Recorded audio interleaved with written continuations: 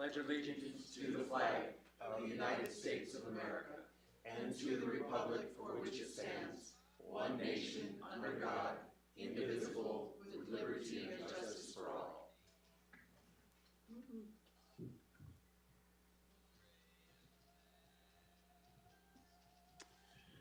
Our Father who art in heaven, we are grateful this day that we can come before Thee in prayer to offer our thanksgiving for the blessings that Thou hast bestowed upon us. We're grateful for the opportunity we have to serve our fellow men and be able to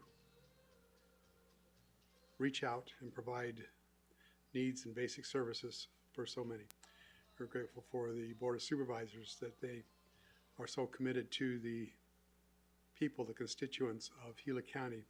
They continue to reach out to all who reside in this county and beyond our borders. We pray a blessing upon them, that they might have Thy Spirit to be with them and might be blessed, protected, kept safe, and have ability to perform the duties that they have taken on. We ask this prayer in the name of Thy beloved Son, Jesus Christ. Amen. Amen. Please be seated. We're also very thankful that we got a little moisture in the county, and I hear there's more to come. All right, we're going to start off with our public hearings. Item 2A, information, discussion, action to adopt resolution number 25-03-01 to name a road in the El Capitan area as North Millstone Trail. Good morning, Tom. Good morning, Mr. Chairman, members of the board. Well, you put it pretty succinctly. We've had some additional lot splits within the El Capitan area, and addressing and construction activities have us moving forward with this. The Millstone Road name was proposed by the residents, and it satisfies the county ordinance, so we are coming forward to you for your approval. I'll be happy to take any questions. Okay, thank you, Tom. Supervisor Humphrey. Who came up with the name of the road? I don't remember the specific individual, but it was two of the property owners in collaboration. Yeah, no, that. And then there was no opposition to it. Okay, good. Asked and answered. Thank you very much. And if they came up with it and they like it, then Yes, sir. sounds like a good deal. Very good. Supervisor Klein. I don't have anything, Tom, thanks. Yeah, with that, I'll call for motion then. Oh, I'm sorry. I will close this portion of the discussion and open it up for public hearing. Do we have anyone that wishes to speak in Globe or on the internet or in Payson regarding this issue? If not, okay, thank you very much. And then I'll close the public hearing and then I will call for a motion. Mr. Chair, I move to adopt resolution number 25-03-01. And I'll second that. We have a motion and a second. Those in favor say aye. Aye. Aye. Thank you, Thank you Tom. very much. Thank you, Tom. All right, item 3A, regular agenda item, information, discussion, action to adopt proclamation number 2025-02 proclaiming March 29th as National, March 29th, 2025 as National Vietnam War Veterans Day in Gila County to bring awareness of the many sacrifices provided by our Vietnam War veterans and to publicly recognize and thank them for their service to our country. And we have the Honorable Art Scher with us this morning. Please come up to the mic and talk to us about this. Oh, I'd love to. May I approach and just give you a flyer also? Absolutely. Just, And you have to show everyone your shirt. I'd love to. That's why I work.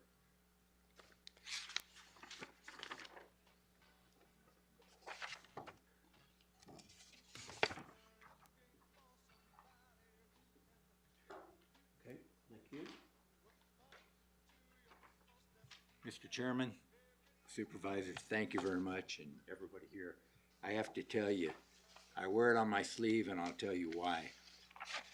If I can maybe just reach your heart and tell you why, how important this is. I don't have to tell you about the Vietnam War, but I can tell you this. Just if you think about it, 2.7 million people participated in the Vietnam War. 58,000 were killed. 300,000 were wounded. The war lasted 16 years. Last month, I got this from Veterans Helping Veterans, 22 caskets, or however they were brought home from the war, were delivered somewhere in the United States. We do a lot of things for the veterans. And I was sitting there one day and trying to decide what could we do that really stood out. And I know that the 29th of March is Vietnam Day. But at the Elks and other organizations that I represent, I thought it'd be something really special.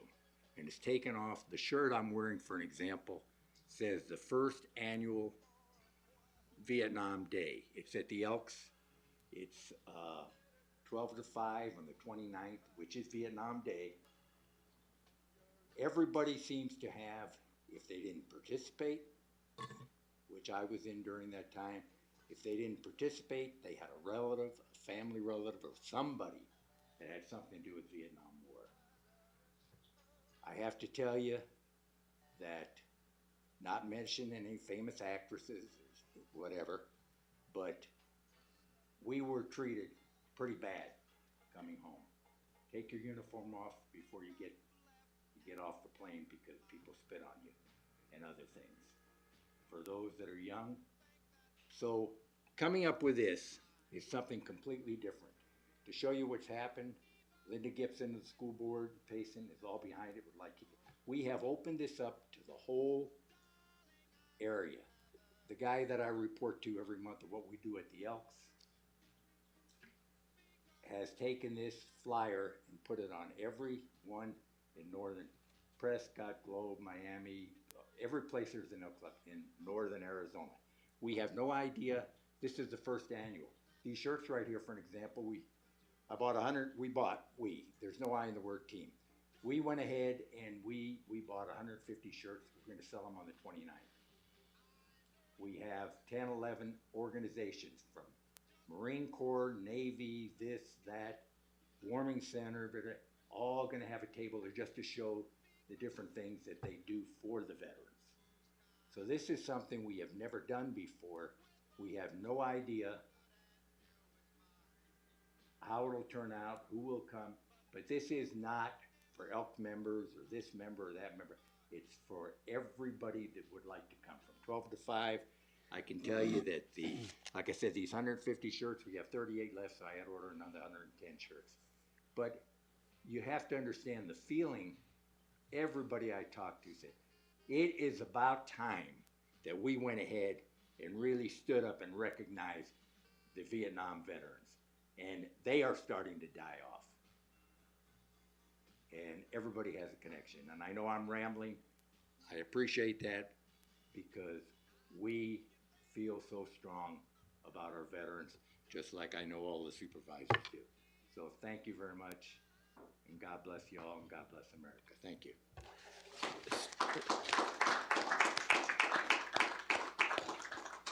Thank you, Art. Supervisor Humphrey.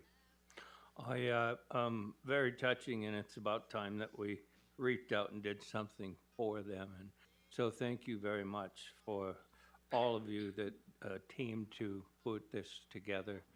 And if possible, I'm not sure that I'll be able to make it to that, so could I purchase a shirt prior to that day? Absolutely. Okay. If I see Steve periodically, just tell us where to send it and we'll send it. We just ordered 110 more because we're running out. Okay, then today, before you leave, if I could, I would like to give you the money for a shirt, and then we go from there. Write down where you want it mailed, and we'll mail it to you. Thank you, sir. I think it's pretty amazing. All of our patients are wearing the shirts right now.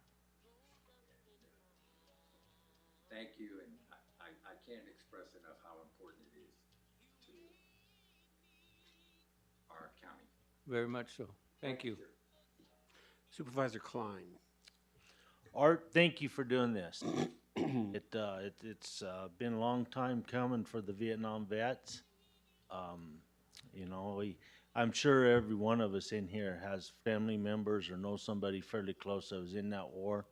Not a good war at all. And it's really, really good to see you take that and put that together. So I'll do the same. We'll gather up a shirt from you, and we'll help you however we can there, and go on and honor those folks. So thank you for doing this. Yeah, thank you, Art. And I'm going to read the proclamation, if that's all right, and then we will vote on it after that. And just to let you know, Art is also the key behind the Rally Around the Flags project that we're working on. Okay, so it's proclamation number 2025-01. It's a proclamation of the Gila County Board of Supervisors proclaiming March 29, 2025 as National Vietnam War Veterans Day in Gila County, whereas our veterans answered our country's call and served with honor. And on March 29, 1973, the last 2,500 American troops were withdrawn from South Vietnam, ending military involvement in what is now the longest war in the country's history. And whereas in one of the war's most profound tragedies, with over 58,000 killed, over 300,000 wounded, and some still missing in action, many of these men and women came home to be shunned or neglected, to face treatment unbefitting their courage and the welcome unworthy their example. We must never let this happen again. And whereas today we reaffirm one of the most fundamental obligations, to show all who have worn the uniform of the United States the respect and dignity they deserve, and to honor their sacrifice by serving them as well as they served us. And whereas, in the spirit of pride and gratitude, it is time to honor the heroic accomplishments of the over 2,709,918 Americans who served during the Vietnam War. And whereas Gila County desires to pay solemn tribute to our Vietnam veterans, we now, therefore, after we take our vote, the members of the Gila County Board of Supervisors do hereby proclaim March 29th, 2025 as National Vietnam War Veterans Day in Gila County. And I will call for a motion. Mr. Chair, I'll make the motion to adopt proclamation number 2025-02. Mr. Chair, I will second that. I noticed the numbers are different. Marion, have you noticed that? It's a 02 and a 01. The proclamation says 01. Okay, so as long as we understand it's the same proclamation.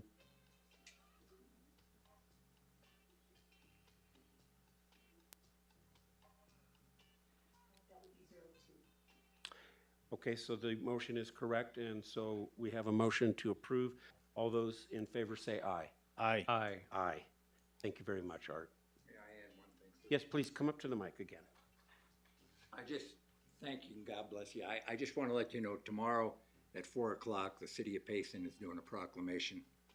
On the 18th, the town of Star Valley is doing a proclamation. So this isn't, just like I say all the time, and I think about it every time I get a chance to talk to people, and I quote, and we don't talk politics, Ronald Reagan, it's amazing what we can accomplish if nobody cares who gets the credit for it. Amen. Thank you. Thank you, Art. All right, very good. We all set to go on to the next item. Mr. Chair, Yes, sir. is there a way we can have a picture with Art in that proclamation? Absolutely. I think we should have a picture. We're just going to have a picture out front. You good with that, Art? Well, they're not looking for me anywhere.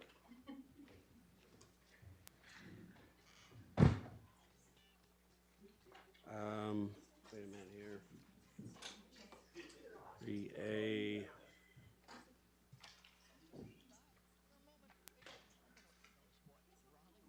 No one's checking. You give me money. I'm gonna give you change. No, you don't. Not the right one.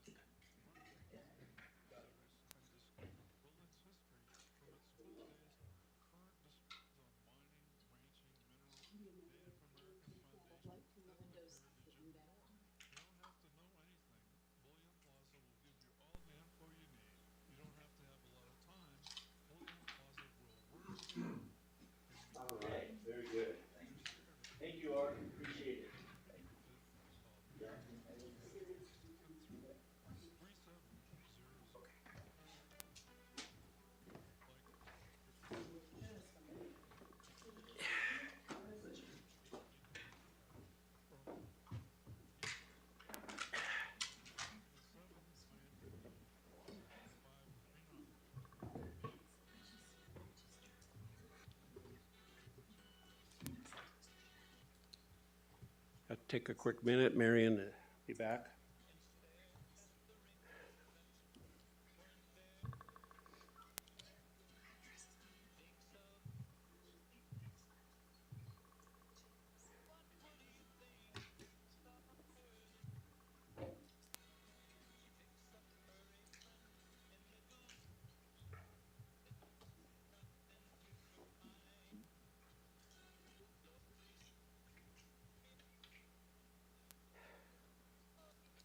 Too bad I forgot my cigarettes. You what? Too bad I forgot my cigarettes. Oh, yeah? Yeah.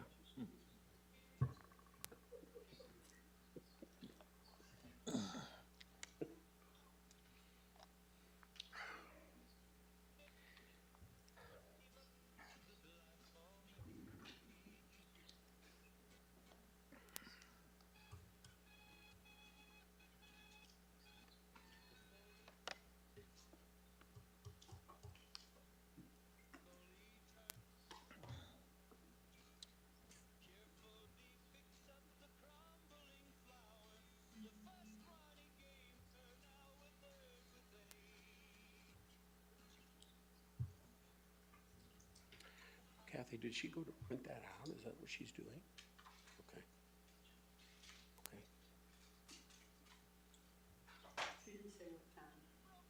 Okay. See, you might not make it out of here by noon. Yes, Mr. Menlove. Mr. Chairman, since we have a moment here, the action you've taken today is very personal to me. I had some very good friends growing up that their family, their dad was a pilot during the Vietnam conflict, the Vietnam War. And he was shot down, and of these four children, the youngest daughter never got to meet her dad. Oh, dear. That he was shot down and was MIA for a number of years.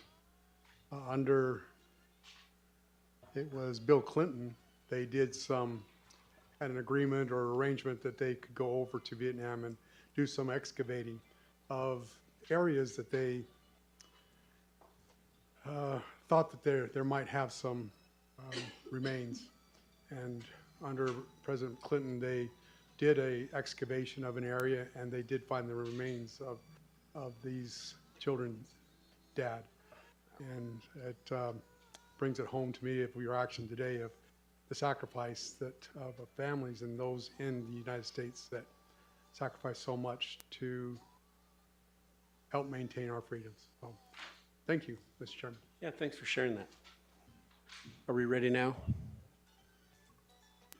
Okay, let's go on to item 3B. Information, discussion, action to approve an agreement for local border support that is between the Arizona Department of Public Safety and Gila County Sheriff's Office in the amount of $624,241, of which $308,301 will be used for salary and employee-related expenses for 1, K-9 sergeant, and 2, deputies, and $315,940 will be used for the license plate reader program for the performance period beginning July 1, 2024 through June 30, 2026. Good morning, Sarah. Good morning, Chairman, members of the board. I'm happy to be here presenting to you today regarding this agreement. This will be the second year that the Sheriff's Office has gotten local border support money, which is so critical to our agency to fill some of the voids that we just don't have the budget capacity for. This particular year, it's going to fund 3 K-9 positions again, just as last year did. The second part of this agreement is to fund a license plate reader program that is actually going to enhance cameras throughout all of Gila County. So this will be a multi-agency program. Cameras will be placed in almost all of the jurisdictions throughout Gila County. So we are asking the board to accept the $624,241 for the positions and the license plate reader program. I'll take any questions you guys have. Okay, thank you, Sarah. Supervisor Humphrey. I guess just one question is on the license plate reader program. That will be apparently for reading license plates, but is that for everything? I mean, like stolen cars and everything that you would need to read a license plate for this program? Yeah, supervisors will fixed cameras throughout, so that will catch license plates as they're driving through different intersections on different highways. We will also have mobile units that will be placed in a certain number, not all of the patrol vehicles, but we will have them placed throughout some of the vehicles which will be able to read license plate as they do a traffic stop or as they're following to see if it's a stolen vehicle. Okay, thank you. Supervisor Klein. Thank you, Mr. Chair. Good morning, Sarah. When you guys mentioned or talk about border support, what does that actually mean as far as the sheriff's office is concerned? Is that, I mean, does that mean like you might send somebody down there to help them, or you just apprehend folks up here and turn them over to them? I mean, where are we there? So what this money was, is it was appropriated to the state legislature. And so what they want is how each county can help with any type of the border issues that Arizona has. So for us here in Gila County, drugs was the main thing that we could identify, right? So any drugs coming through the southern border that are coming through our county was one of the things. And that's why you see a huge chunk of the money going towards the K9 program, because they're out on the highways doing the interdiction. Then the second piece was the license plate program that can help all of the jurisdictions throughout for those reasons as well. If we get a tip from another agency that they think, you know, our illegals are coming through or drugs or anything like that, and they have a license plate, we can stick it into the system. Now, again, it's technology, so it's not always spot on, but it's another tool to enhance what the deputies can use to get the stop, get the vehicle, get the drugs, that kind of stuff. So yeah, we have to identify in each county how we can help with those issues. So, you know, canals might be different or UMAS might be different than ours because they're right on the border. But that's how Sheriff Shepherd felt that we would have the biggest impact on helping those issues. Well, thank you for that, Sarah, and thank you guys for putting this together. It's got to help, so appreciate it. Okay, and I don't have any questions, so thank you, Sarah. Mr. Chair, I have another question. All right. I'm just wondering, will this license plate program ever be used for traffic violations like speeding or things of that nature? No, so the capability it has right now and the way it was explained to me is that it's just taking a still picture and it's telling us where they were, right? So say we have one at an intersection at the casino coming into Payson, and we want to know where that vehicle is. It's going to tell us when it hits that intersection. It doesn't tell us the speed or anything like that. It just tells us the location. Okay, thank you. Yeah, I just don't know that I'd agree with something that people are going to get speeding tickets and things for because now they got a license plate reader. I wouldn't support that, but yes, for drug trafficking and human trafficking and things of that nature, yes, I do support it, but I would not support it if it's for speeding violations and things of that nature. Now, Supervisor, just to be clear, if our officers get behind a vehicle and obviously they're speeding into town, then that would kind of hit that part. But the camera itself does not give us that information. Okay, thank you. Okay, thank you. And with that, I'll call for motion. Mr. Chair, I move to approve an agreement for local border support. that is between the Arizona Department of Public Safety and Gila County Sheriff's Office in the amount of $624,241 as presented. And I'll second that, Mr. Chair. All right, we have a motion and a second to approve. Those in favor say aye. Aye. Aye. Aye. Thank you, Sarah. Thank you. And Under Sheriff. So the next three items, looks like we have Joseph. First one is item 3C, information, discussion, action to authorize the utilization of state contract number CTR 065806 with the Southwest Hazard Control Incorporated as the basis for Gila County contract number CTR 065806-GC1 for the Michelson Building demolition and abatement project in the amount of $175,000 and approve contract number CTR 065806-GC1. Joseph. Good morning, Chairman, Board of Supervisors.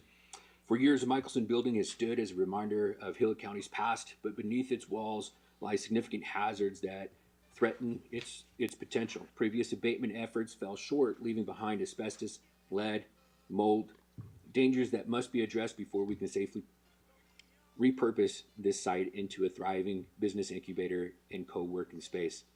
Our facilities capital projects team initially received a bid that was just over $300,000, which far exceeded the project's reasonable scope. To ensure both fiscal responsibility and effective remediation, we sought additional bids and identified Southwest Hazard Control, Inc., a highly experienced state contractor, as the best qualified and most effective option at $175,000.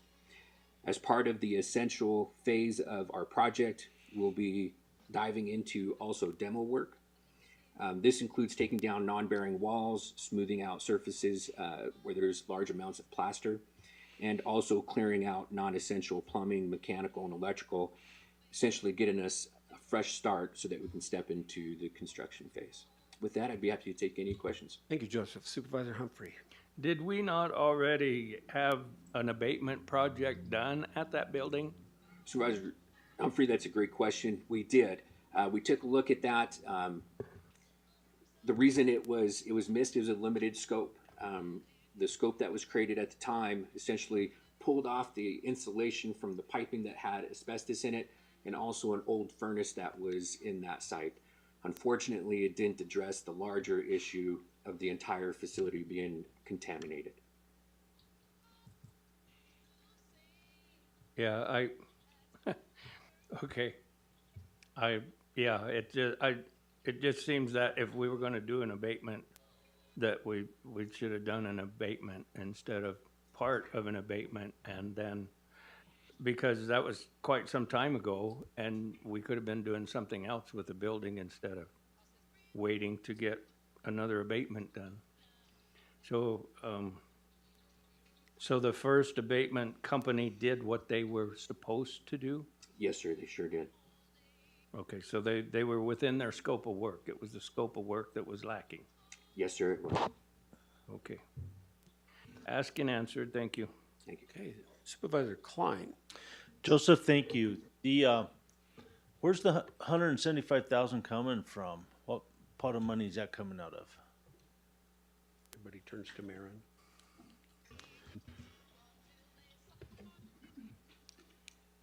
We have several partners in this project, but the county had also set aside funding to ensure that we could meet the needs of the project and meet our partners where they are. So this will be coming out of the county's contribution to the project, as several of our partners have earmarked their donations for specific purposes. And so we have that money set aside? Yes. In Okay. this current year's budget, we do have those funds set aside. Okay, thank you, Maren. You're welcome. So, maybe this is a loaded question, but that's okay. Michelson Building, we've been messing with for quite some time. So, how long, if we approve this today, how long is it gonna take to get this abatement process done, Joseph? It'll take a couple of weeks for them to receive the contract and finalize it, get mobilized. The work itself, we don't anticipate it going past 2 weeks. Matter of fact, probably quite a bit less than that. Okay. Is any idea when this project's gonna come to an end? I'd like to see it come to an end before I'm out of this chair. That's 4 more years, so. Yes, sir. That's a great question. So, with that, there's a lot of moving parts with it. The good news is everything is moving forward. We're currently meeting with the City of Globe tomorrow to finalize their selection on an architect. The architect specializes in historical remodels and rebuilds like this. With that being said, we're tentatively looking about a year out.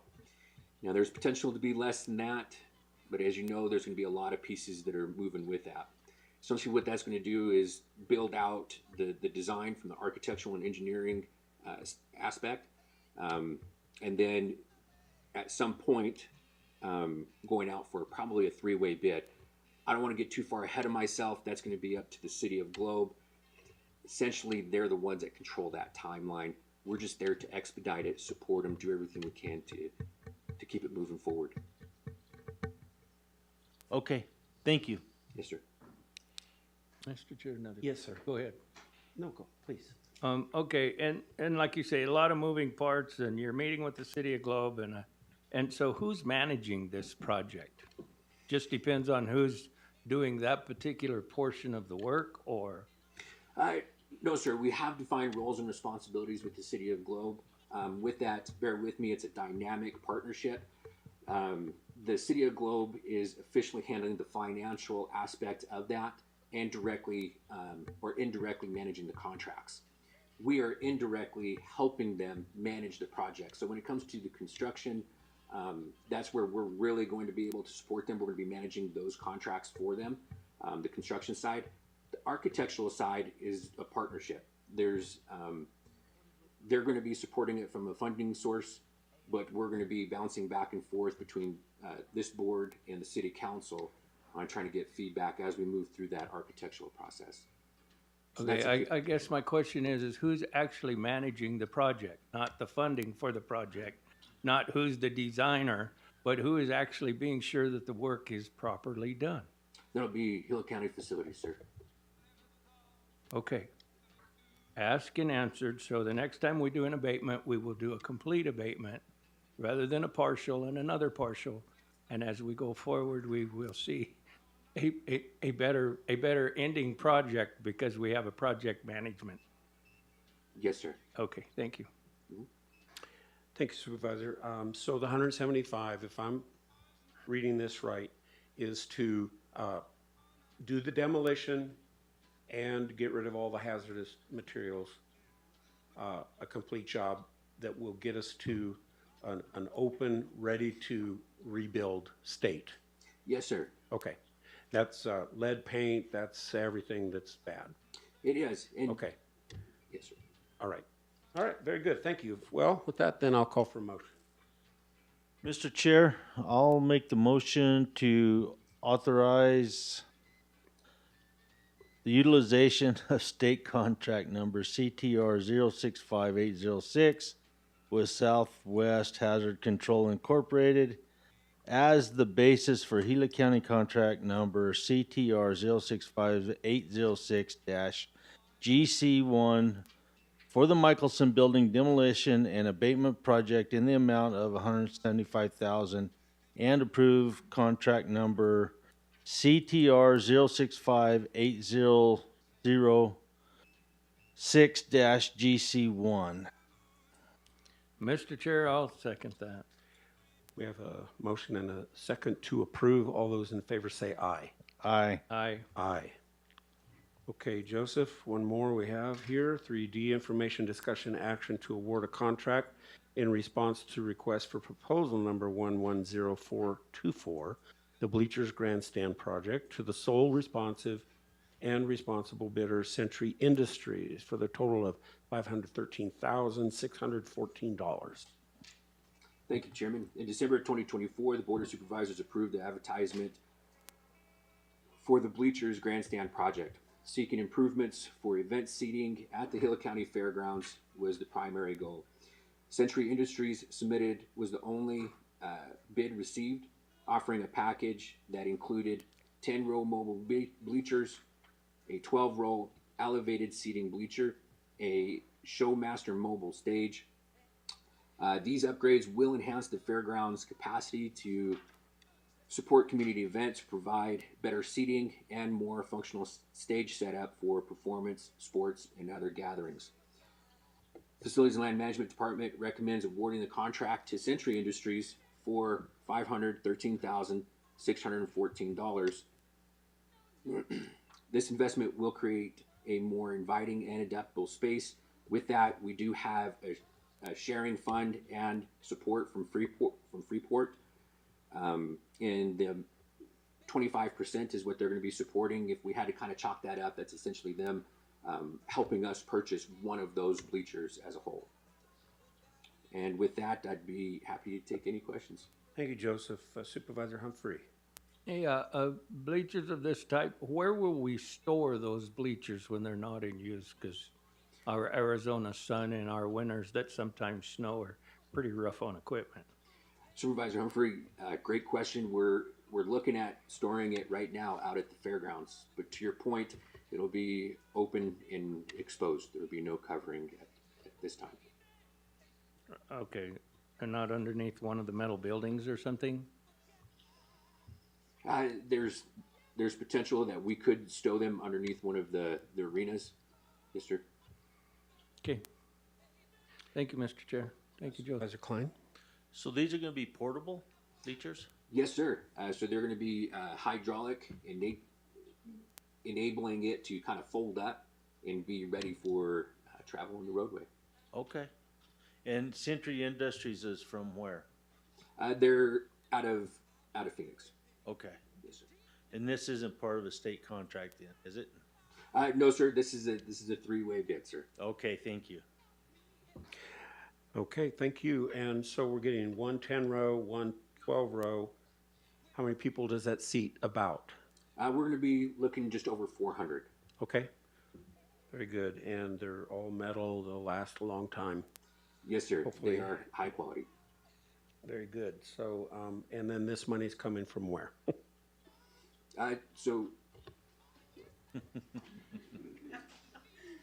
So as Joseph mentioned, Freeport has joined us in partnering on this. Freeport's portion was $126,000, which comes out to be just about 25% of the total. And then we had built into the 2025 budget, as we were talking to Freeport about this project, the county's capacity for the other set of bleachers, and then also a mobile grandstand so that they can have it can be its own standalone facility for events and presentations and things of that nature. So Okay. it's in the capital fund for fiscal year 2025, along with Freeport's $126,000. Okay, thank you, Maren. You're welcome. So if there's nothing else, I'll call for motion. Mr. Chair, I move to award a contract to Century Industries in response to request for proposal number 110424 as presented. And I'll second that. Motion and a second to approve. Those in favor say aye. Aye. Aye. Aye. Thank you, Joseph. Item 3E, information discussion action. To authorize the advertisement of invitation for bid number 011425, the Globe Detention Center dirt removal and fence clearing. Thank you, Chairman. Over time, soil erosion around the perimeter fence at the Globe Detention Center has created buildup of dirt, brush, and trees and boulders, putting structural integrity and security at risk. To address this issue, we are planning to clear the fence line. If left unaddressed, this could lead to costly repairs and potential breaches. To resolve this issue, Gila County Facilities and Land Management seeks authorization to advertise, allowing qualified contractors to submit proposals for the dirt removal and fence clearing. This will restore the proper drainage, maintain the facility security, and prevent further degradation. To note, this will be coming out of department funding, depending, of course, on the received bids. With that, I'd be happy to take any questions. Thank you, Joseph. Supervisor Humphrey. Okay, and when this goes out for bid, it'll be in the newspaper? Yes, sir. Just a question.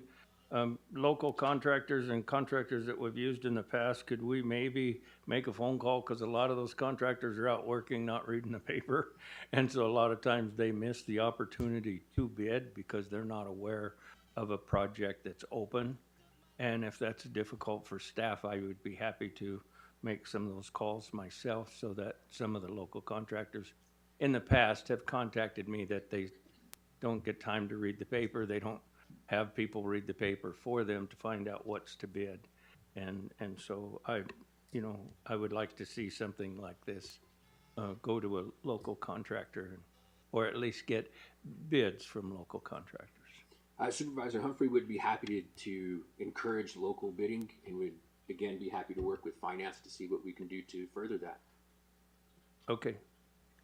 And like I say, my office will be happy to make calls for locals to let them know that there is a proposal out. Yes, sir. Thank you, Supervisor Klein. I don't believe you'll have a hard time finding plenty of people to bid on this right here local. We have a lot of good folks out there that move dirt, so so I expect to see you have a pretty good turnout for that. For once, maybe we can get some money locally. So, thank you, Joseph. Thank you. Thank you. And Joseph, so help me understand, is this a project that we could do internally? Or are we precluded from doing that because of her funding and all the other aspects of that? No, that's a great question. That's when we pull on these projects, that's one of the first things that we look at is, do we have the equipment, the capability, the expertise, and a few other things to be able to execute it. And once we identify that we're outside of that scope or that ability, that's when we go to contracting. Okay, so that's what you decided, that we're just not able to do it. Mr. Chairman, I might add that there are very low limits on what we can do internally, that by statute, we cannot exceed, if a cost of a project is, say, $60,000, that's way more than we are allowed to do internal projects for. Okay. Based on statute. We have, CSA and others have gone to the state legislature to try to increase that. Contractors, of course, want to keep that as low as possible, and so there are very strict limits that we have on what we can do internally. Okay, thanks for clarifying that. I figured there was something like that. And then everybody wants costs to go down, so interesting. With that, I'll call for a motion. Mr. Chair, I'll make the motion to authorize advertisement of invitation for bids number 011425 as presented. Mr. Chair, I'll second that. Motion and a second to approve. Those in favor say aye. Aye. Aye. Aye. Thank you, Joseph. Thank you. Item 3F is information, discussion, action to approve Arizona Department of Homeland Security Subrecipient Agreement Number 23-AZDOHS-HS GP-230305-02 to accept the related reallocation grant award for Gila County Active Shooter Operational Coordination in the amount of $12,000 for the performance period of January 1, 2025 to September 30, 2025. And we have Justin with us. Thank you, Chairman, members of the board. Carl does send his apologies for not making it today. He's graciously given me his soapbox. He is with his mother while she gets surgery to battle cancer. So we'll do my best to get through Perfectly it for him. all right. On February 29th, 2024, Gila County Emergency Management submitted grant application in the amount of $32,000 for this project. This grant funds will be used to fund ballistic vests for the fire departments and district in Gila County, and it will be utilized in active shooter response and training. This award was originally accepted by the Gila County Board of Supervisors on December 17th in 2024. We were originally awarded $20,000. We've now been reallocated another $12,000 for this project so that we can fully fund it, which is what has brought us to adding this to the agenda today. Once we are able to move through this, we will be able to work with the Gila County Fire Chiefs Association in order to distribute these throughout the county. I'm happy to answer any questions. Thank you, Justin. Supervisor Humphrey. I have no questions. Supervisor Klein. Justin, so you say we had 20,000, this is an additional 12, so a total of 32,000? So when our fire departments go around and do that training with our schools, which I think is really good of them to do that, are we working in tandem with like the City of Globe, Miami, Gila County Sheriff's Department? I mean, is it like a team effort to do this? Yes, absolutely. Different trainings have been taking place throughout the county, just depending on the local municipalities. Pine Strawberry fire schools and fire up there have done a lot, especially with the sheriff's office, as well as we've seen them in Miami. So they're working in silo areas throughout the county, but all of the county responders that work together are working together on this. Unfortunately, fire departments just don't have a direct means to get funding for something like this, even though they're taking part in those trainings. So, I should know more about this project than I do, I guess, but, so they are hitting every school that we have in Gila County with these trainings? I can't speak on the schools specifically, but I can say for the fire districts and law enforcement, they are all doing trainings and conducting trainings together. Some of the schools have already taken part, but I can't say to which schools may in the future. So when we talk about these trainings, it's not necessarily in a school. It could be just in a classroom setting in a fire department or somewhere else. Correct, or any training facility, if anywhere that they're working. The goal was to be able to distribute them enough that everyone could get training, as well as be able to respond in real time. Okay, and then you guys monitor that, or you guys are part of it as well? Yeah, we're working with the Gila County Fire Chiefs Association. They have been working, all the fire departments are working together to see who may already have any access to these, as well as where the needs are. And we work directly with the Chiefs Association in order to conduct those trainings and schedule that. Okay, and so I'm not being hard-nosed about this, but it would be good to make sure that this money is getting utilized to the fullest extent that it can. And I don't know by what means that is there to make sure of that, because there's a big need that we are prepared, heaven forbid if we ever had that happen, but this is what it's for. We do definitely need to make sure we get as much miles out of that money as we can get. People get their training, so Yes, thank sir. you. The funds specifically are all going directly to the vests. To the who? The vests, in order to purchase the ballistic vests. So The bulletproof vests? Yes, sir. And who's good? For our law enforcement people or who? For fire and EMS. I guess that's a new one on me. So they're sticking vests on our firefighters now and in these situations, or? So they are taking part in. Thank you, Michael. Yeah, no problem, Supervisor. Thank you, Justin. You're Yes, doing good. yes. No, stay here, please. So, a couple things here.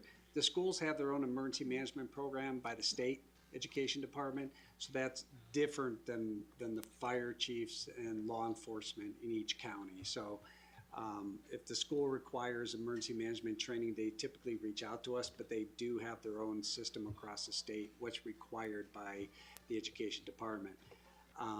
We help out where they ask, but as far as the mandates go, they're responsible for all that. And then the second thing is, yes, these vests across the country, the firefighters are seeing a lot of violence out there when they go out to some of these calls. And so that's one of the reasons why across the country bulletproof vests are being required by fire departments. And so our fire chiefs reached out to Justin and Carl and asked if we could help them get funding for these ballistic vests, and that's where we're at. So. Can we trade a vest for a gun? I'd much rather invest in guns than vests. Yeah, no comment, sir. All right. Well, thank you for that explanation, Yeah, Michael. you betcha. Thank you, Justin. Yeah, thank you. So you call the fire department, you'll get SWAT now. Anything we can get, we will take. Yep. Thank you for the presentation. With that, I will call for a motion. Mr. Chair, I move to approve Arizona Department of Homeland Security Subrecipient Agreement Number 23-AZDOHS HSGP 230305-02 as presented. And I'll second that, Mr. Chair. Motion and a second to approve. Those in favor say aye. Aye. Aye. Thank you so much, Justin. 3G. Information, discussion, action to review all responsive bids submitted for request for proposals number 082924, the design services for flood protection at Campaign Creek in Roosevelt Estates Community, and award contract number 082924 to the lowest, most responsive, responsible, and qualified bidder in an amount not to exceed $216,000. Hi, Alex. Thank you, Mr. Chair, Board of Supervisors. As you know, we've been working on the Campaign Creek project. The first phase of that was the FEMA buyout. We waited to get the FEMA monies so that we could hold on to these Woodbury appropriation funds to use for additional remediation of the flood issues in Campaign Creek. As a result, we're nearing the completion of the FEMA buyout side, and so back in December, I came before you guys and requested permission to go out for proposals from engineering firms to utilize this Woodbury funds to design some more bank erosion protection. We've reviewed all three of the proposals that we received. We sat down with each of the firms, and after all this, we're now bringing before you guys West Engineering Consultants to design so that we could then move forward with the construction of phase 2 of the Campaign Creek project. Thank you, Alex. Supervisor Humphrey. Yeah, thank you very much. And this has been a long ongoing project, but it was a well thought through project because the state had given us $3 million for Campaign Creek, which we could have done the buyouts with that.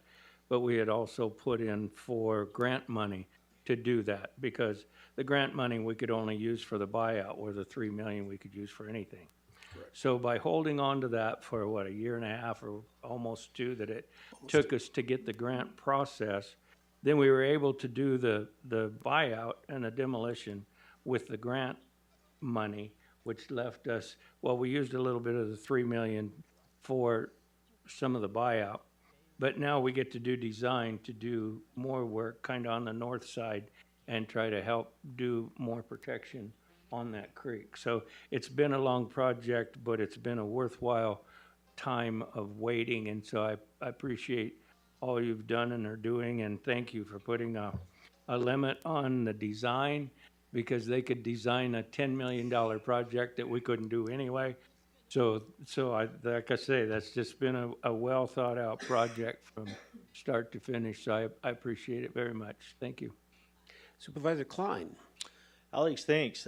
This design work they did in that wash, were they able to design something that's going to last? I mean, there's a lot of sand in that creek, and I know, talking to Homero in the past, getting something to stay in place was difficult. So were they able to come up with something that maybe will last more than one storm? So the original design that came up with, the solution was the buyout of the houses on the south bank. Right. This is for the design for the north bank, and the idea is to have a permanent solution. We don't want to have to come back in 5-10 years and have to do this all over again. So right. This design we won't allow anything less than a permanent design. And we got that in writing? It's under warranty? It will be once the contract is signed. Well, thanks for putting this together. I know it'll be a good thing. It's a hard task to make those banks stay where you want them in that particular creek. So, thank you. Yeah, thank you, Alex. Good job. With that, I'll call for a motion. Mr. Chair, I'll make the motion to award a contract to West Consultants Incorporated in response to request for proposals number 082924 as presented. Mr. Chair, I'll second that. Motion and a second to approve. Those in favor say aye. Aye. Aye. Aye. Thank you, Alex. Item 3H is information, discussion, action to accept quotation number 539106 from Environmental Systems Research Institute to renew a subscription to use the Environmental System Research Institute software program for a period of 3 years at a cost of $42,200 per year, plus sales tax for a total of $139,133.40 beginning on May 2025 through May 2028, and approve the associated small enterprise agreement. Good morning, Maren. Good morning, Mr. Chair. Good morning, Supervisor Humphrey, Supervisor Klein. We have been using this system for quite a while now, since 2010.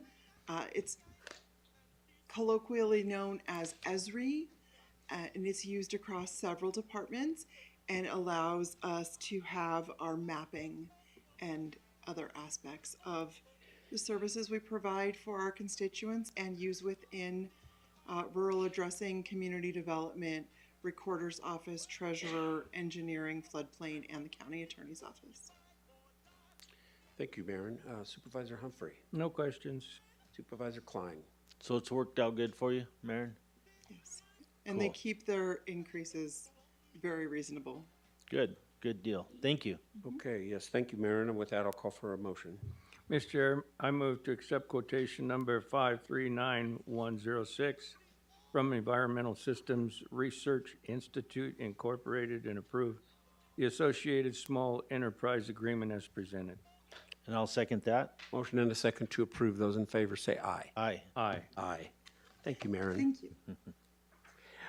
Item 3I, information discussion acts and to appoint members to the Board of Directors of the Industrial Development Authority of the County of Gila, Arizona, as follows. Mr. Douglas Brinker Hoff, who is here with us this morning, through December 31st, 2027, and Ms. Miranda Meyer, who is the Chamber Board Manager in the Rim Country, through December 31st, 2030. And these are both presented by both of us. Supervisor Humphrey. Yeah, I'm very, very happy that Dr. Douglas Brinkhoff has chose to be on the Industrial Development Authority. I met him, he came to one of my Roosevelt community meetings and asked to be, said that he would like to get back involved with some of the community, and so I was very tickled when I was asked to have him on the IDA, and he took it upon himself to say sure he would like to, and on his paperwork here that he turned in to be on the IDA, he has 36 years of direct patient care, including being the owner of a medical practice with 3 locations and 76 employees. He also served as chief of staff and the hospital board member while on new Chandler Regional Hospital was being built. He chaired a committee of the Northern Arizona Peer Review Organization and was also a member of a Physician Associate Program Advisory Committee that worked to set up the first physician assistant program in Arizona. Following the sale of his medical practice, he served as a clinical director of the IHS Hospital and clinics on the San Carlos Reservation. Following San Carlos, he was a national medical director for Human overseeing their CMS pharmacy program. He served as CEO, Chief Medical Officer for Cobra Valley Regional Medical from 2015 to his recent retirement. So how pleased I am to have someone with his background to help and volunteer to work with the IDA to work with getting things going here in Gila County. Very impressed. Thank you very much. Yes, thank you. Sounds like a very good selection. My selection is Miranda Meyer. As I said before, she's a local in Payson, owns their own business, also currently the chamber manager. And so she's willing to serve, and I told her we'd appoint her if possible. And so with that, any questions, Supervisor Klein? No, sounds good. Welcome aboard. Big job ahead of you. Indeed. With that, I'll call for motion. Mr. Chair, I'll make a motion to appoint members to the Board of Directors of the Industrial Development Authority of the County of Gila, Arizona, as presented. Mr. Chair, I will second that. Motion and a second to approve those appointees. Those in favor say aye. Aye. Aye. Aye. Thank you very much. And item 3J is information, discussion, action to immediately disband the Gila County Provisional College, Community College Advisory Committee, of which I am a member. James, tell us what we're doing here. Mr. Chairman, members of the board, as you're aware that the Gila County Board of Supervisors has appropriated as part of our annual budgeting process $250,000 to assist the college in their efforts to become a full-blown community college district in Arizona. That $250,000, we have made 3 payments, total of $750,000 to assist in this effort to attain a separate community college district. And as you are well aware, within the last month and a half, 2 months, that the accrediting agency has awarded the Gila County Community College District candidacy status, which means that they can act as a full-blown community college district, no longer a provisional community college district. This committee was organized to help ensure that the $750,000 that you as a Board of Supervisors allocated to this effort and helped to support the effort to be a community college district, that it was to efforts to ensure that those monies were directed and spent for appropriate purposes. And so since the college has been awarded candidacy status, they are now Gila County Community College District. It is appropriate to go ahead and disband this committee to because the goals have been achieved. There will be, just as an aside, that we have, as we have done for the last 8 years with this, that 2 of you have been on the Board of Supervisors, we have appropriated and included in the budget, you have included in the budget $250,000 a year to use for individual projects that are one-time type of expenditures. This has gone on for 3 years, but it still is a one-time project that there's an end to it in sight. And so that's something that will come with the budget to consider whether you will include $250,000 as an appropriation for one-time projects with the college to help support education in post-secondary education in Gila County. But that's something in the future. This is just a request to disband this committee as the intended goals and objectives have been reached. Thank you, James. Supervisor Humphrey. James, it seems to me when I was elected supervisor 8 years ago that $250,000 was just set for the college for projects as a grant form, and they had to ask for grants to do things, and if it was kosher, then they could use that $250,000. And then when they started reaching to be a provisional community college, then we just kind of moved that money to help them in their pursuit of being a provisional college. And so now we're just going to disband it rather than just put the $250 back to where it was, or it'll have to be to a different entity. That's why we're doing this today, because it's no longer the way it was. Now that it'll be a provisional, then we have to do a grant or put $250 aside for the new college. Mr. Chairman, Supervisor Humphrey, prior to you being put on this Board of Supervisors, there was $250,000 in the budget, but it was used for maintenance and operation, just ongoing operating costs. I disagree with that strongly, because I do not believe that one taxing entity should use tax dollars to support another taxing entity. And so we changed in the purpose and how that was done, where it has always been for the last 8 years, an appropriation to be used for one-time projects, capital projects, or whatever you as a Board of Supervisors determined is a one-time project that is worthy of using Gila County tax dollars for. And so it will not change as it goes forward, at least in discussions with Finance Director Belling, that we continue to include that $250,000 as a part of a line item budget. And with the line item specifically noting Gila County Community College District. Then as the administration of the Gila County Community College District come to you and say, we have this project, we want to do this construction, we want to do this or that, that's a one-time project, they will come to you and request that those dollars that are included in the budget be appropriated and that we cut a check to them for that specific project.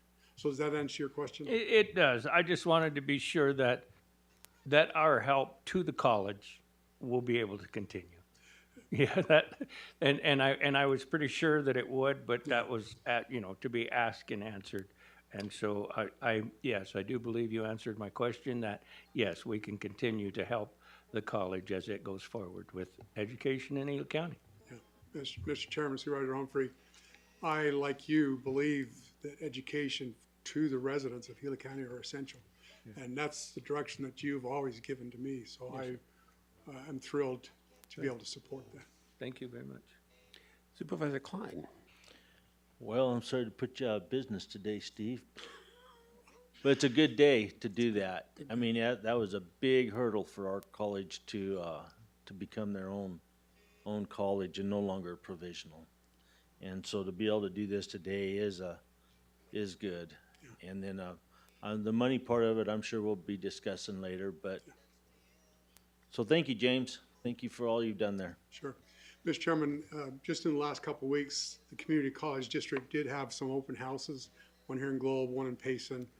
I was out of state, unable to attend, but we have had some communication with Dr. Lawhorn, I don't know if she's still interim or not, but the acting president of Gila County Community College District we're going to work with her to have a time where she can come and give a presentation, update specifically to you as Board of Supervisors where they're at and what the plan is going forward. So we look forward to hearing from Dr. Lawhorn and the Community College District here at the board meeting. Yes, sir. That is being planned right now. I think it's going to occur sometime in April. Michael is working on that. And so just to be clear, what we're voting on here today is to disband an advisory committee. Yes. And yes, that's sir. all we're voting on. Yes. We'll talk about money later. Yes. Okay, so with that, I'll call for motion. Mr. Chair, I move to immediately disband the Gila County Provisional College, Community College Advisory Committee. And I'll second that. Motion and a second to approve the disbandment. All those in favor say aye. Aye. Aye. Thank you, James. Thank you. Our next item, I presume Justin will present 3K. Information, discussion action to approve amendment number 1 to contract number 020623-01, which is the Northern Gila County Water Storage System with JAW Fansler. Is that correct? Okay. Resources, increasing the amount of the original award from $68,200 by $14,462 for a new total of $82,708. Justin. Thank you, Chairman, members of the board. Another project that was previously brought to the board, originally everything was approved for the installation of the tanks, and the manufacturer was going to pre-plumb the tanks so that we could continue having a warranty on them. Once JW Fansler started doing the installation, we discovered that the tanks were pre-plumbed by being cut, but they didn't actually have the hardware installed and everything put together. They just put the openings in.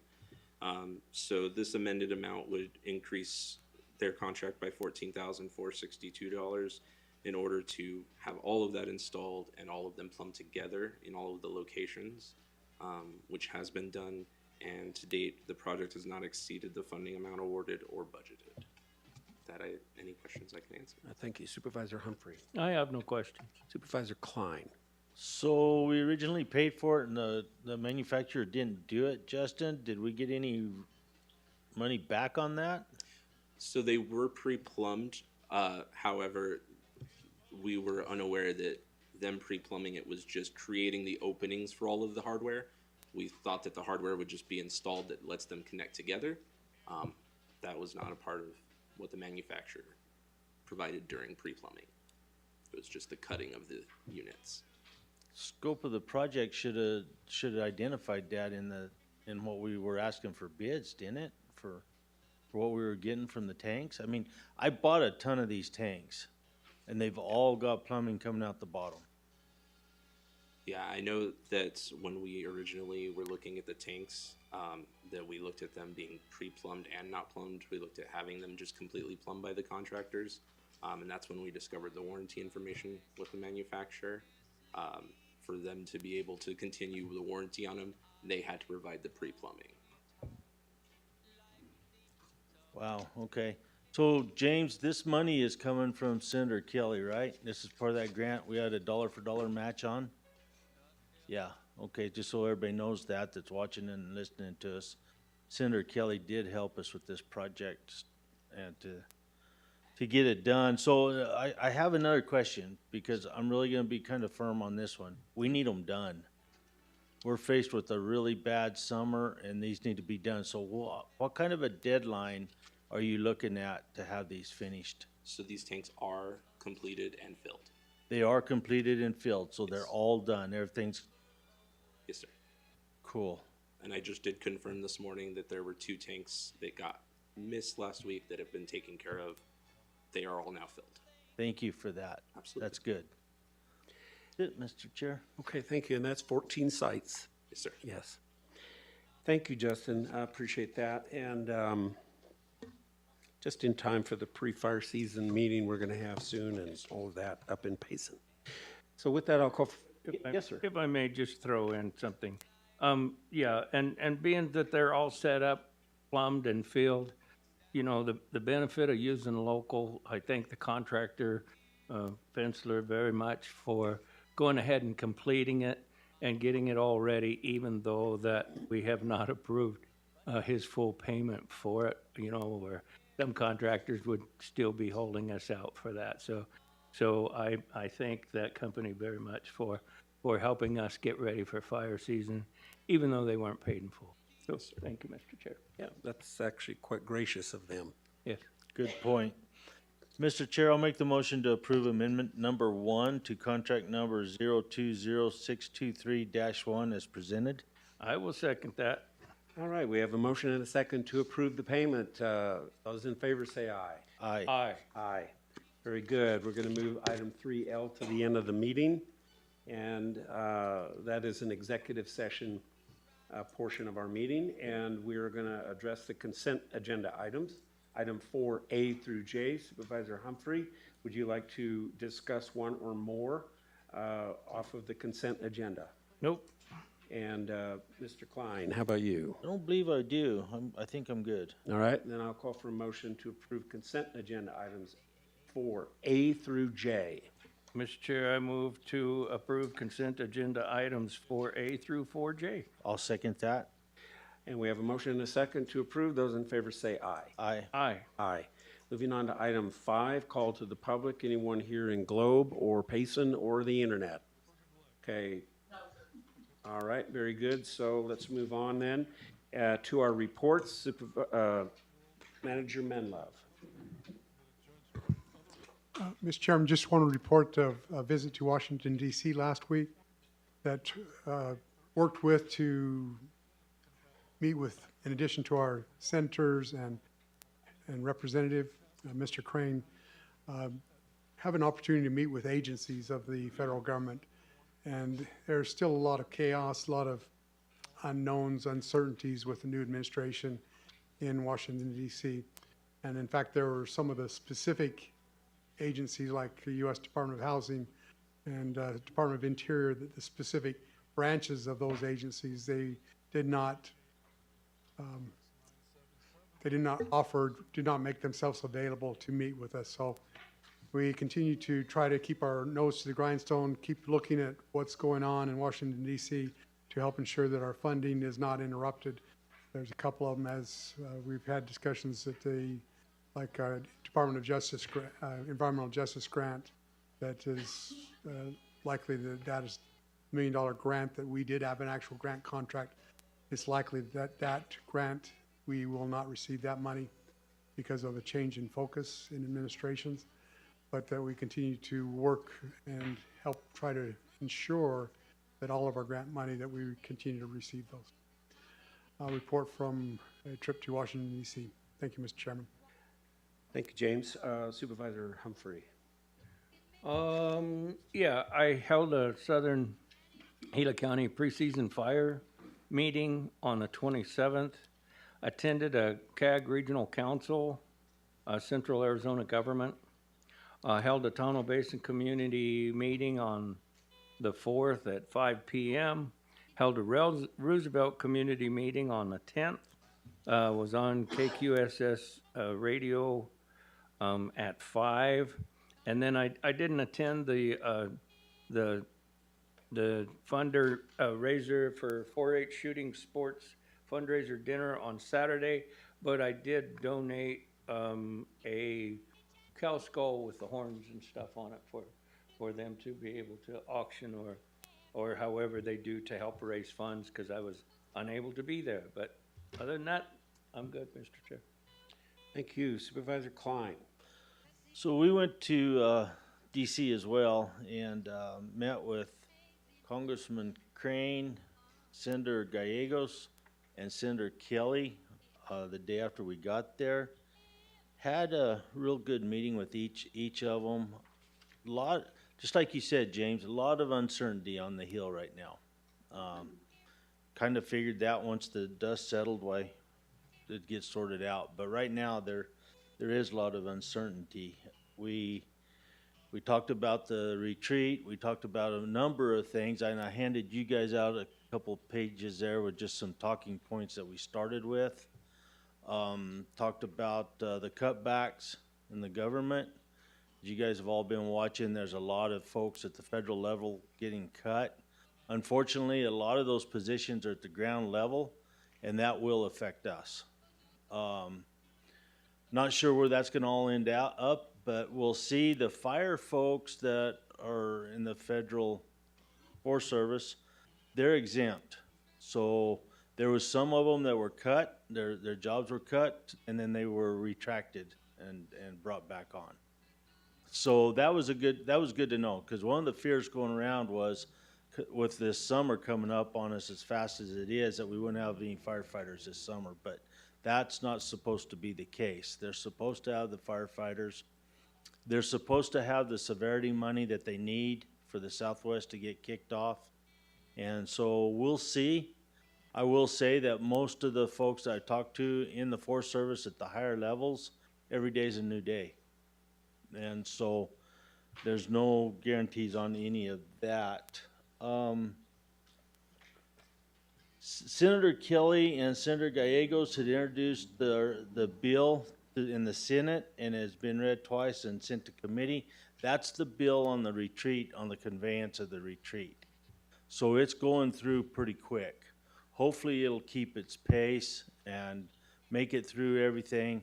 The House has already done it, and that was Senator Crane. He's the one that pushed on that. It's already done, and now in the Senate, it looks like it's just about done through that. So we're hoping to wrap that up. We asked, kind of on a timeline or when they thought it might get done, and nobody knows right now. But it is going through, and there doesn't seem to be any issues with it.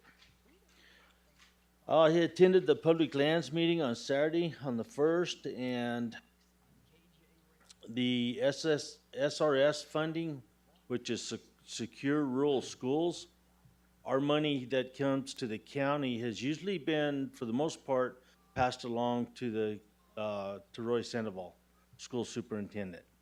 And a lot of that money has been used for like our adult education programs. It was not funded this year. And so they're scrambling, but I don't foresee it funded. Do you, James? Yeah. I hope that it is, but I'm really, it wouldn't surprise me if it wasn't. And so we're going to miss this year, which I don't know what we're going to do to help Roy out on that or whatever, but that's a pretty big hit for the county. Our adult education program that Roy does is a good program, very good program. The Threatened and Endangered Species Act hadn't been reauthorized since the 90s. I brought that up. That we face every day in Gila County. Gila County is 97% public land. Everything on public land has to do with threatened and endangered species. It hasn't been reauthorized for funding since the 90s. I'm asking senators and congressmen, how do you keep pushing money to something that hasn't been reauthorized? Well, we watched it. We watched it for many years. The continuing resolutions that they pass, they just bump stuff from one year to another. That's how that's how it's going. And that's why it's been continued to be funded and things like that. So with any luck, we can maybe have some discussions on a real budget up there. And my thought is, with any luck, they'll cut that one out, not even fund it. So, but we'll see. BLM is lifting the coal moratorium and releasing land for affordable housing at a lower rate than fair market value. That kind of was surprising to hear, but they are working on that, and it sounds like it's a pretty good program that they're working on there. We talked about the freeze, and I think that was kind of it in a nutshell there. WIR had a meeting the next morning for about an hour and a half. I wasn't able to make that one. I had to get back to Arizona, so I couldn't make that one. But that was kind of it in a discussion on all that. Tomorrow's an NRCD meeting in Roosevelt. Are you going to that one, Tim? I'm trying, yes. Okay, and then on Friday, Gila County is hosting the Arizona, New Mexico Coalition of Counties meeting here at the courthouse, 9 to 12. If anybody would like to sit on that, you're more than welcome. It's open to everybody. And that'll be on Friday, March 21st. This Friday. No, next Friday. Yeah, next week. So that's really good. The Coalition of Counties is all the neighboring counties along the New Mexico-Arizona line. I'm the chair on that committee, and there's usually a lot of good discussion. A lot of it's over T&E species, the wolf problems, yada, yada, yada. The only other thing I can say, I've had a number of discussions on the APS, PSPS project. And it's really good that we get this information out to everybody. I don't know how many of you knew this, but APS is working on I guess you'd call it a project. I hope it's a project that never goes through. But what that means is in the summer months when it's hot and dry, utilities are being maxed out, humidities are bottomed out, threat of fire is high and all that, they'll shut the power lines off. And so that's going to affect a lot of people. A lot of them are in the northern districts, but there's also some down here. And the reason for doing that is the threat of them starting a fire under those conditions takes priority basically over leaving those lines on. And so they're looking at turning them off. It might be for a couple hours. It might be for a day. Nobody really knows. As soon as the conditions change, of course, they turn the electric back on. I've been working hard with the Forest Service on this to try and widen those right-of-ways, those power lines up, so maybe we can alleviate a lot of that, but it's not going to happen fast enough to do anything about it this summer. This summer's already here. So the more that word gets out, the better off we are. SRP is doing the same. And the only place that I was told, and Tim, I don't know, you may already know this, there may be some around Roosevelt out there. Not as many lines as APS by any means, but there's a few. And so that's out there. The other thing I wanted to say is that here recently in the Payson Roundup, there's an article that came out from the Payson Roundup. I'm not sure who wrote it, but it's on the Mexican wolf. And basically, when you look at it, you would think that we're promoting the Mexican wolf and we're inviting them and all that BS. That's all it is BS. The fact of the matter is, when this started in 2015, the 10J rule on that particular project has not changed an ounce. We have no discretion on where wolves are turned out, or if they're turned out, or how many is turned out. We haven't had since that project started, and I don't think we're ever going to. And so it doesn't matter if we stand at the table and yell and scream and whatever. But we signed an MOU to start with so we could be at that table. And by being at that table, we were able to give our input in on some of the management levels of that WOOF program. Not a lot, but a little bit. But it put us there to where we could sit down face to face with those folks and be a part of that process. Pascal Bordeaux is the one that's been in the middle of that. I believe I was chairman and signed the first MOU on that, and then we approved a second MOU here just real recently on it, saying the same thing, that we're gonna be at the table, we'll have a person at the table, be a part of that process, and on and on. I've had some calls, I've watched the Facebook post, people are reading that, and it's a little bit misleading. So I want it to be out there that I, for one, do not support anything that has to do with the Mexican wolf unless it's shooting them. So, and then that's a different story. But otherwise, that's where I'm at. I'm hoping that maybe we will defund it and that issue will go away. But right now, it only seems to be getting worse. And so, but I do feel like it's real important that we have a voice in that project, and that's why I supported that MOU. And Mr. Chair, with that, I think that's all I had. Thank you very much. So just to add to those comments, so ECO, Eastern Arizona Counties organization, the article you're talking about is because we acted on that to try and be at the table. Not that we agreed with the program, not that we want wolves, but then an article gets written and may be misleading. And so I'm with you. I think that this is some kind of a social experiment on wolves for the romance of it. And so anyway, I won't comment on that anymore. I had a meeting with Homero, attending with Scott Warren, Alex Kendrick was there, and Wayne Jones, and filled in on a lot of projects coming up, roads and all of that. And we have a lot coming up.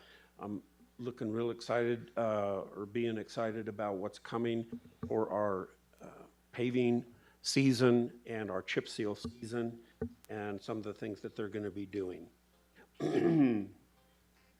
I also, last Tuesday, since we didn't have a meeting here, went down to the Capitol. By the way, thanks for going to Washington, both of you. So I went to the Capitol, which is just a shorter drive.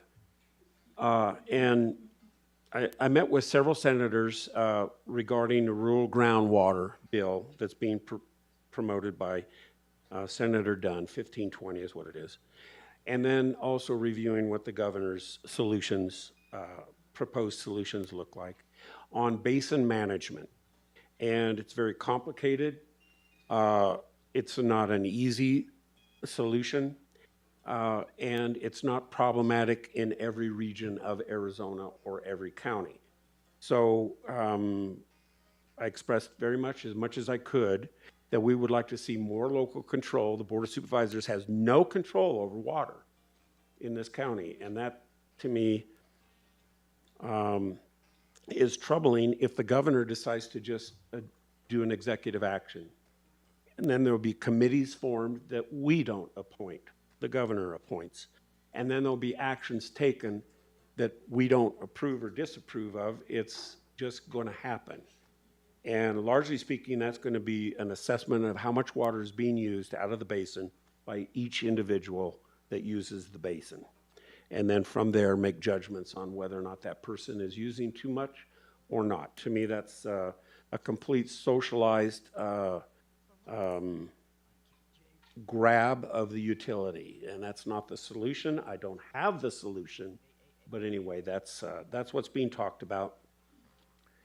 And then, as you know, I'm on the Legislative Policy Committee. There's been almost 1,700 bills that were introduced this year. Not all of them have made it out of committee or anything, but we are in what's called crossover week. that means they're being voted on in the House and in the Senate, and then they cross over to the other house for those considerations. How many come out and reach the governor's desk is no one knows. They have till March 28th to get that done. The problem is that a lot of the bills that come out are the kind of thing where a legislator says, hey, well, let's do this, let's cut taxes, and let's make reforms on property tax, sales tax, pension reform, and all that. Then they go home and they brag about it, but they never fund it, and it takes away money that we are already receiving. And so you can feel good about that stuff, but it doesn't help us at all, because we're already working on a shoestring here, or vapors, and so we oppose those kind of bills. There's a couple coming up that might be noteworthy, which is publications and notices requirements. And right now we have to put it in the newspaper and different things, but they may ease up on that and just allow it to be online. That's a bill, of course, we don't know. And then incompetent defendants, and so what that means is really long-term holdings. And so instead of the county having to share in all those costs, that would end up being something that the state would start getting more involved in on long holding of, say, people who are mentally ill or whatever that can't just catch and release sort of thing. All right, so that's kind of what I've been busy with. And so anyway, that's all I really have to report. Anything else you have? Oh, I think I'm good, thank you. all right. Item 3L, this is the executive session item, information, discussion, action, vote to go into executive session pursuant the state regulations for discussion or consideration of Gila County's position regarding Strong Communities Foundation of Arizona et al. Versus Gila County and the Gila County Recorder, and to instruct its attorneys regarding the board's position in pending litigation and or in settlement discussions conducted in order to avoid or resolve litigation regarding this case. I need to have a motion to adjourn into executive session. So moved, Mr. Chair. I'll second it. We have a motion and a second to adjourn into executive session. Those in favor say aye. Aye. Aye. Aye.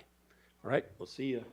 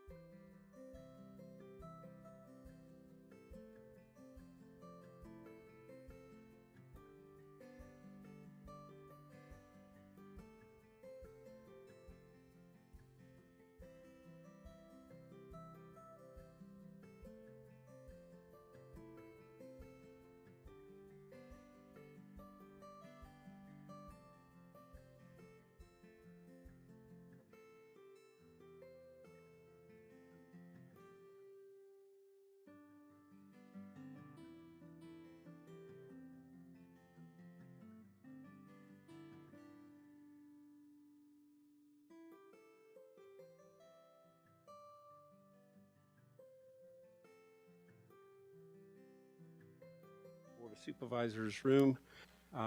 It's about 12 noon right now, and so in discussion of item 3L, I will call for a motion. Mr. Chair, I make a motion for the county attorney to proceed as directed. And I'll second that. I have a motion and a second. All those in favor say aye. Aye. Aye. Aye. All right, thank you very much, everyone. Our meeting is over.